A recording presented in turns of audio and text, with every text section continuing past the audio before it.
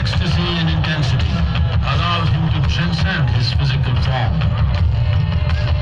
Witnessing an individual human in union with the cosmos, they call him a yogi, as he was the first one, the Adi Yogi.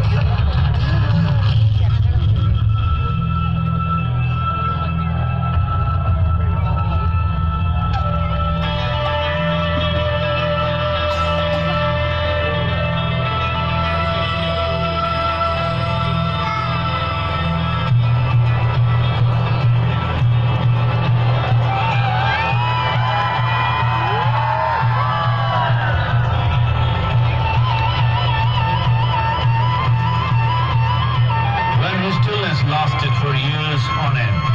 Curious onlookers melted away.